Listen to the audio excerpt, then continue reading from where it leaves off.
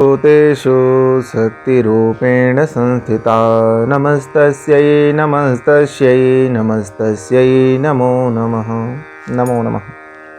हमारे समस्त धर्म शास्त्रों में बाल्यावस्था परम पूजनीय है।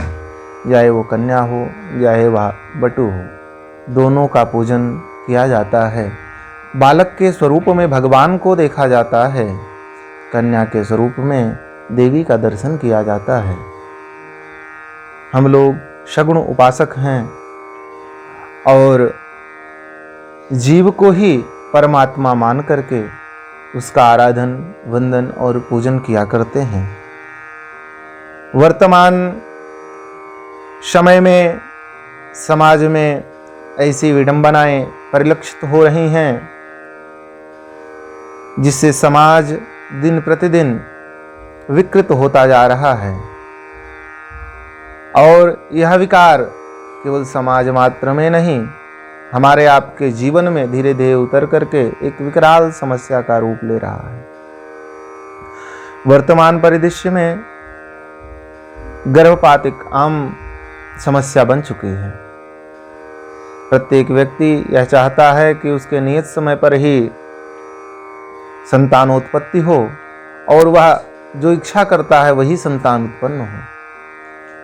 इसके लिए हमारे धर्मशास्त्रों में विभिन्न प्रकार के उपाय बताए गए हैं कि कब गर्भाधान संस्कार करने से संतानोत्पत्ति किस प्रकार की होगी।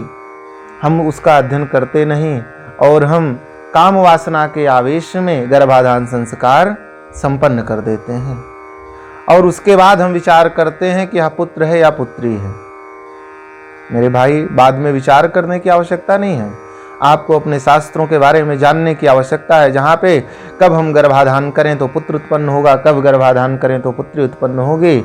यह सारी व्यवस्थाएं आपके प्रत्येक धर्मशास्त्रों में, चाहे वह श्रीमद् भागवत हो, चाहे वह गरुड़ पुराण हो, चाहे वह देवी भागवत हो, प्रत्येक स्थानों पर इसका वर्णन आया है। तो आप उसका ज्ञान करके और इस प्रकार से कार्य करें। अगर हम गर्भपात करवाते हैं तो हमारे जीवन में बहुत बड़ी समस्या को आमंत्रण देते हैं।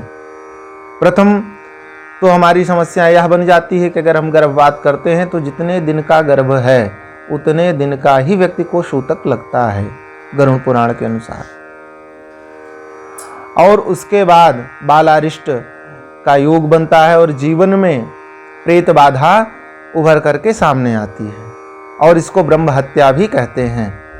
और यही चीज महाभारत के उद्योग पर्व में बताया गया है कि अगर कोई भी गर्भपात करता है तो वह ब्रह्म हत्या के समान है। यह दोष हमारे जीवन में जब प्रभावी होता है तो जीवन को अस्त व्यस्त तितिर बितिर जिसको कहते हैं वह कर देता है। जीवन को एकदम से अंतिम पायदान पर ला करके खड़ा कर देता है, जहां से आपको अपना अंत निकट नजर आने लगता है।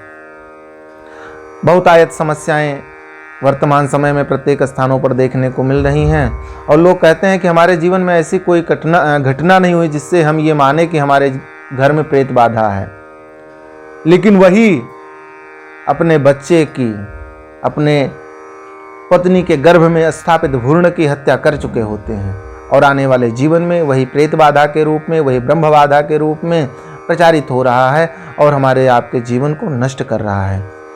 तो आइए हम और आप संकल्प लें कि भ्रूण हत्या, गर्भपात इसको कदापि ना करें। अगर आपको पुत्र चाहिए तो किसी योग्य आचार्य से संपर्क करें या स्वयं श्रीमद् भागवत का अध्ययन करें, देवी भागवत का अध्ययन करें, गरुड़ पुराण का अध्ययन करें। उसमें स्पष्ट वर्णन किया गया है कि कब आप गर्भाधान संस्कार करें। गर्भाधान के विषय में आप अवश्य पढ़ें। गर्भाधान कब करने से पुत्र और कब करने से पुत्री की प्राप्ति होती है और शास्त्रोक्त विधि से सविधि अगर आप गर्भाधान करेंगे तो ये एक योग्य सुंदर पुत्र या पुत्री की प्राप्ति होगी। अवश्य में वो अपने शास्त्रों का अध्ययन करें और अपने शास्त्रों पर गर्व करें कि जहाँ पर हमें सब कुछ निःशुल्क प्राप्त हो रहा है और वह रिसर्च प्राप्त हो रहा है कि जो आज तक वैज्ञानिक हमको नहीं दे सके हैं। इसलिए अपने शास्त्रों पर गर्व करें, अपने शास्त्रों का अध्ययन करें और शास्त्रों के अनुसार ही प्रत्येक कार्य को संपादित करें। जय श्री राधे, जय श्री श्याम।